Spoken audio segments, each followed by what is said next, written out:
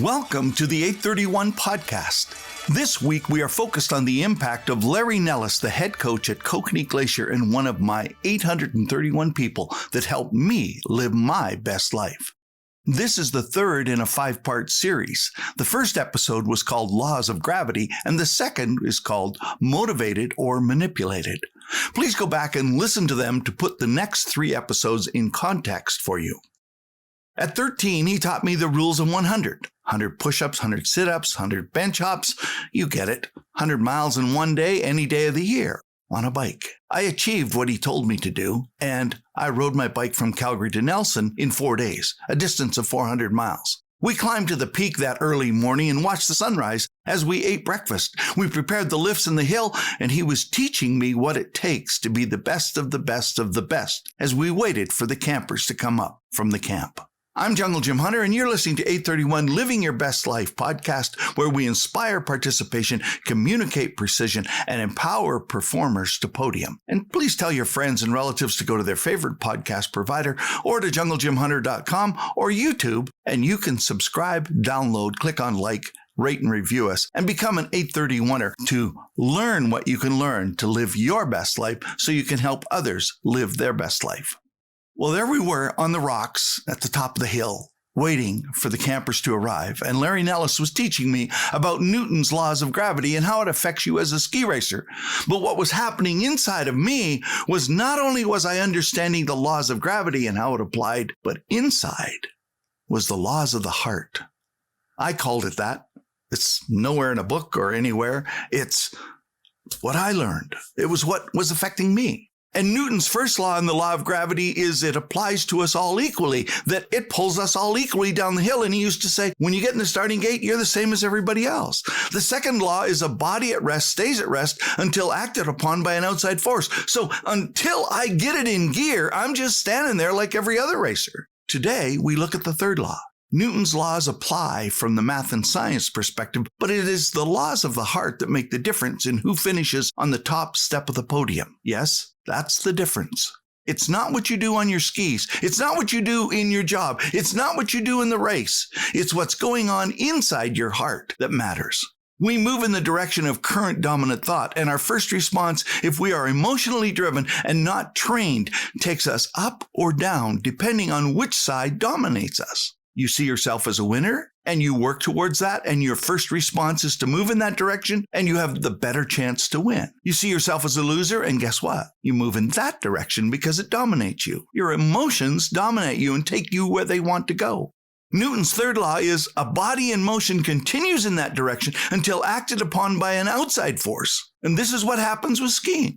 There's a simple way for a coach or an astute skier to know who's the fastest skier on the hill without ever having to use a stopwatch. The fastest skier is the one who you can see the speed in them on the right line, but you can't hear them. You can't hear them because the skier is in the right place working with gravity.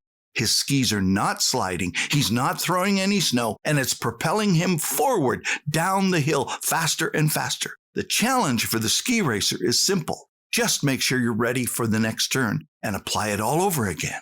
And do it again and again from top to bottom. Larry said when you lay the ski on edge, bend it in reverse camber and make a smooth arc, it must cut like a knife and not like a spatula. He grabbed my hand, placed his palm to palm on mine, and started making arcing S-turns. And I understood the feeling and the direction and equalizing the force, the centripetal and centrifugal force. Again and again until our pressures matched. Do it right and you arrive at the next turn faster and you win. It's just that simple. The constant battle is between the body and the mind. The body has to adjust and be fast enough to be prepared for the next turn.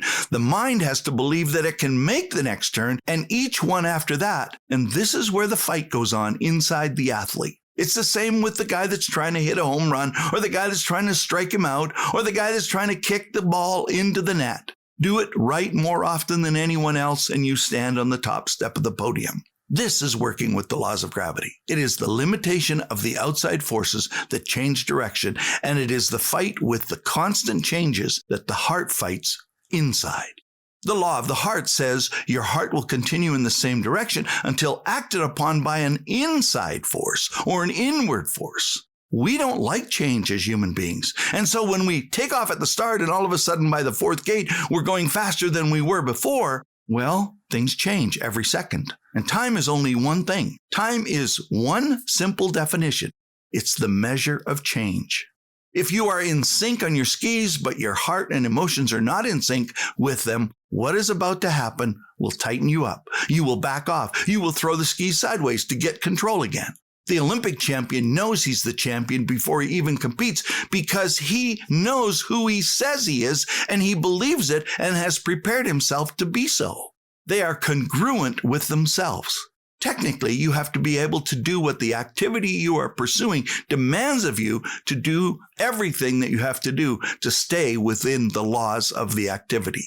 However, the heart and emotions inside cannot be fighting with itself, knowing that you are not who you say you are. A person that can do things naturally has trouble if they get knocked down because they didn't know how they arrived there. The person that has had to work through every knockdown and twist and turn and had to persevere knows what has to be done and what they can do to face the same challenge, but knows it because they have been there before and they've fought their way through it. At the heart level, you have to be congruent with what is happening on the outside as well as what is happening on the inside. If you grow up being compared to others, or if you compare yourself to others, or if you have always judged how you are doing compared to how others are doing, you are not congruent with yourself because you're congruent with a ghost that keeps on moving. You are congruent with who you are compared to yourself. They are them, and you are you, and you don't know, and they don't know how you both arrived at the place where you're about to compete against each other. So comparing yourself to others or having parents that compare you to someone else is really destructive. Because there are too many competitors for you to keep up with, you can't possibly know everybody at the competitions.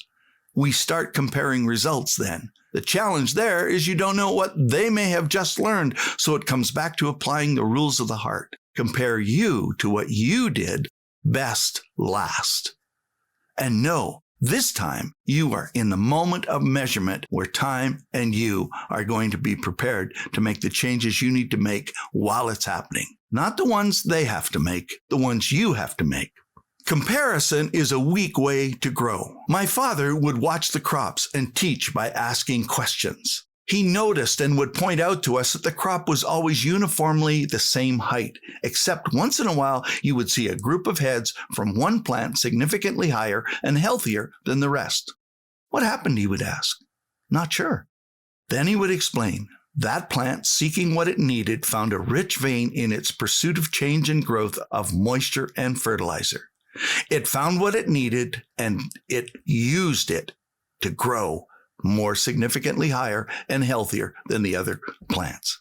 You can't focus very easy to find what you need if you are always comparing yourself to what others are doing. Congruency. I grew up without TV. No comparison. Hockey Night in Canada would come on Saturday nights, and once in a while my father would take us over to the neighbor and we would sit and watch Hockey Night in Canada and watch the best of the best of the best. Sometimes the aerial was not aligned. And the very first time I saw it, I said to my dad, "Why are there 24 players on the ice?" He looked at the TV, then he looked at me, and then he looked at our neighbor and he said, "I have to go and adjust the aerial."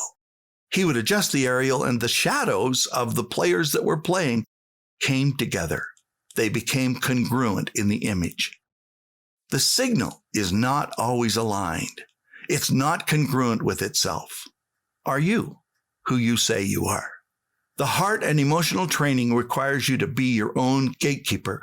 You must make sure that who you say you are, where no one else can see.